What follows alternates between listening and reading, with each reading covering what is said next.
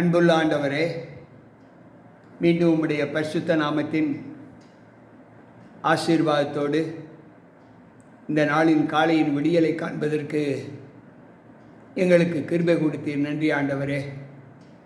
வந்திருக்கின்ற நாங்கள் ஒவ்வொருவரும் உம்முடைய வெளிச்சத்திலே நடப்பதற்கு எங்களுக்கு பலத்தை தாரும். ஆண்டவர் இயேசு கிறிஸ்துவின் நாமத்தில் ஜெபிக்கிறேன் நல்ல பிதாவே, ஆமென். அன்பான விசுவாச பிள்ளைகளே, கர்த்தருடைய சமூகத்தில் இந்த நாளின் விடியலை காண்பதற்கு வந்திருக்கிற உங்கள் அனைவருக்கும் ஆண்டவர் இயேசு கிறிஸ்துவின் நாமத்தின் இந்த நாளின் காலையின் வாழ்த்துக்களை தெரிவித்துக் கொள்கிறேன். கர்த்தர் நம்மோடு இருப்பாராக. இந்த நாளின் தேவ செய்தி நீதிமொழிகளின் புஸ்தகம் 23வது அதிகாரத்தில் இருந்து ஒரு சத்தியத்தை நாம் தியானிக்கப் போகிறோம். என்னவென்றால், இந்த லோகத்தில் நாம் ஜீவிப்பது நம்முடைய பிழைப்பிற்கு முக்கியம், அவசியம் என்பதை நாம் எல்லோரும் அறிகிறோம். மக்களாக பிறந்த நாம் ஒவ்வொருவரும், ஆணாக இருக்கட்டும் பெண்ணாக இருக்கட்டும், ஏதாவது ஒரு காரியத்திலே சாதிக்க வேண்டும் என்று விரும்புகிறோம். நமக்கு என்ன தாளந்து கிடைத்திருக்கிறதோ, நமக்கு என்ன பலன் இருக்கிறதோ, அந்த பலத்தை கொண்டு நாம் சாதிக்க வேண்டும் என்று நினைக்கிறோம். இந்த சாதிக்கக்கூடிய சூழ்நிலை சிறு பிராயத்திலிருந்து, பள்ளியில் படிக்கக்கூடிய பருவத்திலிருந்தே வரும் என்பதை நாம் ஒரு நாளும் மறுக்கக்கூடாது. எத்தனையோ வாலிப சிறு பிள்ளைகள், வாலிப பிள்ளைகள், நடுத்தர வயதுள்ள பிள்ளைகள், திருமணம் ஆனதற்கு பிள்ளைகள், ஏன் 60 வயதிற்கு மேற்பட்ட முதியோர்கள் கூட ஏதோ ஒன்று சாதிக்க வேண்டும் என்று விரும்புகிறார்கள். இந்த சாதனைக்கு ஒன்று மிக மிக அவசியம். அது என்னவென்றால் திறமை. அந்த திறமையை ஊக்குவிப்பது பணம்.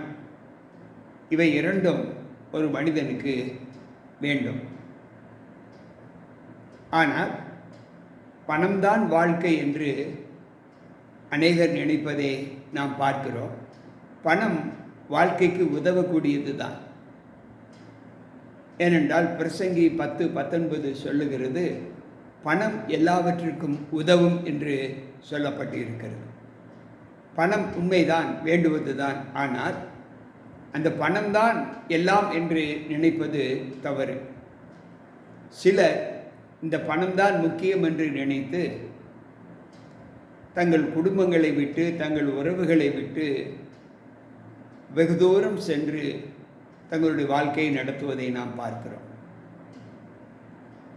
அன்பு பிள்ளைகளே, வேதம் சொல்லுகிற கருத்து என்னவென்றால், நீதிமொழிகள் 23:4 சொல்லுகிறது, நீ ஐஸ்வர்யவானாக வேண்டும் என்று பிரயாசப்படாதே, சுய புத்தியை சாராதே, இல்லாமல் போகும் பொருள் மேல் உன் கண்களை பறக்க விடுவானே, அது கழுகை போல சிறகுகளை தனக்கு உண்டு பண்ணி கொண்டு ஆகாய மார்க்கமாய் பறந்து போகும் என்று சொல்லுகிறார். ஐஸ்வர்யவானாக வேண்டும் என்று விரும்பாதே என்று சொல்லுகிறார். தமிழில் ஒரு பழமொழி இருக்குது, திரைகடல் ஓடியும் திரவியம் தேடு என்று. சம்பாதிப்பது நமக்கு அவசியம்தானே. பிள்ளைகளை, குடும்பங்களை நாம் வளர்ப்பதற்கு நமக்கு பணம் அவசியம்தான். ஆனால் பணம் அவசியம் என்று தான் வேதம் சொல்லுகிறது. ஆனால் பணக்காரர்களாக மாற வேண்டும் என்கின்ற எண்ணம் வேதம் நமக்கு போதிப்பது இல்லை. அந்த எண்ணத்தை வேதம் நமக்கு கற்றுக் கொடுப்பது இல்லை. அப்படி என்றால் வேதம் நமக்கு என்ன கற்றுக் கொடுக்கிறது? உங்களுக்கு இருக்கிறவைகளே போதும் என்று எண்ணுங்கள் என்று சொல்லுகிறார். உதாரணமாக எபிரேயர் 1 தீமோத்தேயு 6வது அதிகாரத்தை நாம் வாசிப்போம் என்றால், அங்கு 9, 10வது வசனம் மிக தெளிவாக சொல்லுவதை அங்கு நாம் வாசிக்கிறோம். என்னவென்றால், பண ஆசை எல்லா தீமைக்கும் வேறாய் இருக்கிறது. சொல்லுகிறார், நீ ஐஸ்வர்யவான்களாக விரும்புகிறவர்கள் சோதனையிலும் கண்ணியிலும் மனுஷரை கேட்டிலும் அழிவிலும் அமிழ்த்துகிற மதிகேடும் சேதமுமான பலவித இச்சைகளிலே விழுவார்கள். பணக்காரர்களாக வேண்டும் என்று விரும்புகிறவர்கள் பலவித சோதனைகளுக்கு உள்ளாக்கப்படுவார்கள். எப்படியாவது பணத்தை சம்பாதிக்க வேண்டும், எந்த நிலையிலாவது பணத்தை சம்பாதிக்க வேண்டும். மற்றவர்களை கொள்ளையடித்து திருடி அல்லது மோசம் போக்கி சூதுபாது செய்து எப்படி வேண்டுமானாலும் சம்பாதிக்கலாம் என்று நினைக்கிற பிள்ளைகள் அநேக கண்ணிகளிலும் சோதனைகளிலும் அழிவிலும் தங்களை அழிவித்துக் கொள்வார்கள் என்று வேதம் சொல்லுகிறது. ஏனென்றால் பண ஆசை எல்லா தீமைக்கும் வேறாய் இருக்கிறது. சிலர் அதை இச்சித்து விசுவாசத்தை விட்டு வழுவி அநேக வேதனைகளிலே தங்களை உருவ குத்தி கொள்ளுகிறார்கள் என்று வேதம் சொல்லுகிறது. எனவேதான் ஆண்டவர் சொல்லுகிறார், பண ஆசையை நீங்கள் வெறுத்து விடுங்கள். அவர் சொல்லுகிறார், லூக்கா நற்செய்தி நூல் 3வது அதிகாரம் 14வது வசனத்திலே, உங்களுக்கு இருக்கிற சம்பளமே போதுமென்று எண்ணுங்கள் என்று சொல்லுகிறார். அன்பு பிள்ளைகளை, சற்று யோசித்து பார்ப்போம். உங்களுக்கு இருக்கிற சம்பளமே போதுமென்று எண்ணுங்கள். நீதிமொழிகள் 28:20 சொல்லுகிறது, உண்மையுள்ள மனுஷன் பரிபூரண ஆசீர்வாதங்களை பெறுவான், ஐஸ்வர்யவான் ஆகிறதற்கு தீவிரிக்கிறவனோ ஆக்கினைக்கு தப்பான். யார் தனக்கு இருக்கிறதை போதும் என்று நினைக்கிறார்களோ அவர்களுக்கு மிகுந்த ஆசீர்வாதம் கிடைக்கும். ஐஸ்வர்யவானாக வேண்டும், பணக்காரராக வேண்டும் என்று விரும்புகிறவன் ஆக்கினைக்கு தப்ப மாட்டான் என்று சொல்லப்பட்டிருக்கிறது. அன்பு பிள்ளைகளை, சற்று நாம் யோசிப்போம். வேதாகமத்தில் 97வது சங்கீதத்திலே சங்கீதக்காரர் மிக அழகான ஒரு வார்த்தையை அங்கு சொல்லுகிறார். என்னவென்றால், தேவனுடைய கோட்பாடுகளிலே தேவனுக்கு கொடுக்கக்கூடிய அதாவது பலன் என்ன என்றால், அங்கு ஆண்டவர் சொல்லுகிறார் 97வது சங்கீதம் 10வது வசனத்திலே, கர்த்தரில் அன்பு கூறுகிறவர்களே தீமையை வெறுத்து விடுங்கள், அவர் தம்முடைய பரிசுத்தவான்களின் ஆத்துமாக்களை காப்பாற்றி துன்மார்க்கரின் கைக்கு அவர்களை தப்புவிக்கிறார் என்று சொல்லப்பட்டிருக்கிறது.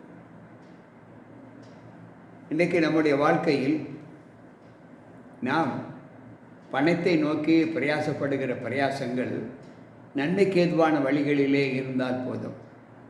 தீமைக்கு ஏதுவான வழிகளிலே பணத்தை சம்பாதிப்பது, குறுக்கு வழியில் பணத்தை சம்பாதிப்பது நம்முடைய கையில் பிரயாசங்களின் ஆசீர்வாதத்தை தடுக்கும். மாறாக தண்டனையை அது நமக்கு உருவாக்கும் என்பதை இங்கு ஆண்டவர் சொல்லுகிறார்.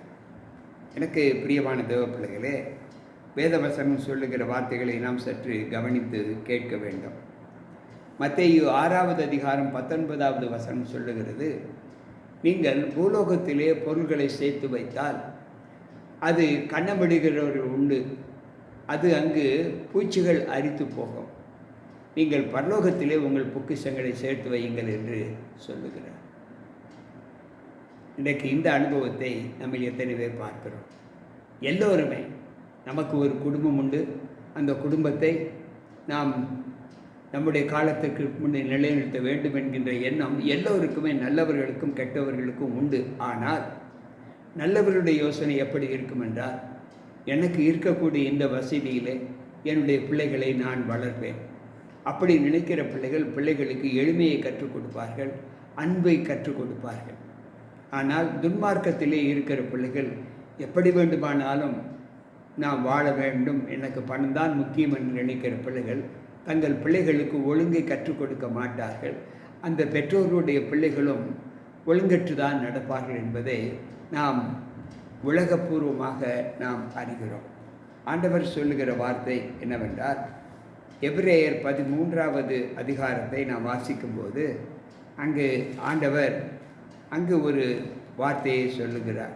எபிரேயர் 13வது அதிகாரம் 5வது வசனத்தில் அவர் சொல்லுகிறார், நீங்கள் பண ஆசை இல்லாதவர்களாய் நடந்து உங்களுக்கு இருக்கிறவைகளை போதுமென்று எண்ணுங்கள். நான் உன்னை விட்டு விலகுவதுமில்லை, உன்னை கைவிடுவதுமில்லை என்று அவர் சொல்லி இருக்கிறார். அன்பு பிள்ளைகளே, நீங்கள் பண ஆசை இல்லாதவர்களாய் உங்களுக்கு இருக்கிறவைகளை போதுமென்று எண்ணுங்கள் என்று சொல்லுகிறார். சற்று யோசிப்போம். நீதிமொழிகள் 30:8 நாம் வாசிப்போம் என்றால், சாலமன் சொல்லுகிறார், எனக்கு தரித்திரத்தையும் ஐஸ்வர்யத்தையும் கொடாதிரும் என்று சொல்லுகிறார். ஐஸ்வர்யம் விருத்தியானால் அதன் மேல் ஆசை வைக்காதே என்று சொல்லுகிறார். ஐஸ்வர்யம் விருத்தியானால் அதை தின்கிறவர்களும் அநேகர் இருப்பார்கள் என்று சொல்லுகிறார். இன்றைக்கு பெரிய பெரிய தனவந்தர்கள் எல்லாம் தங்களுக்கு இருக்கக்கூடிய உடைமைகளை பினாமி என்கின்ற பெயரில் மற்றவர்களுக்கு கொடுத்து அதன் உரிமையை அவர் வழங்குகிறார்கள். எனக்கு பிரியமான தேவப்பிள்ளைகளே, உலகத்தில் நடப்புகளை நாம் பார்க்கிறோம். இன்றைக்கு ஐஸ்வர்யம் என்பது, பணம் என்பது எல்லோர் கைகளிலும் புழங்க வேண்டும் என்று தான் ஆண்டவர் அதை வைத்தார். ஆனால் இன்றைக்கு தங்களுக்கு மாத்திரம் போதும் என்று நினைக்கிற எத்தனையோ பெரிய ஐஸ்வர்யவான்கள் உண்டு. ஐஸ்வர்யவான்களை குறித்து நல்லவர்களும் இருக்கிறார்கள், மற்றவர்களுக்கு உதவி செய்யக்கூடாத ஐஸ்வர்யவான்களும் இருக்கிறார். அன்பு பிள்ளைகளே, நம்முடைய வாழ்க்கையில் ஒவ்வொரு நாளும் நாம் பண ஆசையை குறித்து சிந்திக்க வேண்டும். இந்த பண ஆசை ஒரு மனிதனை விசுவாசத்தை விட்டு விலகி செய்யும் என்று வேதம் சொல்லுகிறது. அங்கு பவுல் சொல்லும்போது, பண ஆசை நான் என்னோடு கூட இருந்தவர்கள் என்னை விட்டு விலகி போய்விட்டார்கள். அவர் சொல்லுகிறார், பண ஆசையினால், உலக இச்சையினால் என்னோடு இருந்தவர்கள் என்னை விட்டு விலகி போனார்கள். இன்றைக்கு நம்முடைய வாழ்க்கையில் விசுவாசத்தை விட்டு விலகுகிற ஒரு அனுபவம் நம்மை உருவாக்கும் என்றால் அது பண ஆசை. ஏனென்றால் தேவனுடைய பிரமாணங்களுக்கு, தேவனுடைய சட்டத்திட்டங்களுக்கு கீழ்ப்படிந்து நடக்கக்கூடிய ஒரு ஒழுக்க நெறி நமக்கு வேதம் கற்றுக் கொடுக்கிற ஒன்று. அதில் சம்பாதிக்க வேண்டிய ஒரு எண்ணம் நம்முடைய இருதயத்தில் வலுவாகும்போது நாம் தேவ நியமங்களுக்கு, தேவனுடைய சட்டத்திட்டங்களுக்கு கீழ்ப்படியாமல் பணம்தான் முக்கியம் என்று செல்லக்கூடிய ஒரு சூழ்நிலை உருவாகும். சிலர் கற்பனைகளுக்கும் விரோதமாக செய்கிற அனுபவங்களையும் நாம் பார்க்க முடியும். எனவே அன்பு பிள்ளைகளே, உங்களுக்கு எதை ஆண்டவர் போதும் என்று நினைக்கிறாரோ அந்த பெருமிதத்தோடு உங்களுடைய வாழ்க்கையை துவங்குங்கள் என்று ஆண்டவர் சொல்லுகிறார். அந்த நிலையில் பணம் அவசியம்.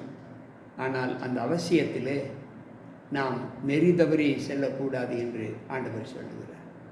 உண்மையுமாய் உத்தவமாய் ஆண்டவருடைய சமூகத்தில் நாம் உண்மையோடு உழைப்போம். உண்மையுள்ளவன் பரிபூர்ண ஆசீர்வாதத்தை பெறுவான் என்று தான் ஆண்டவர் சொல்லுகிறார்.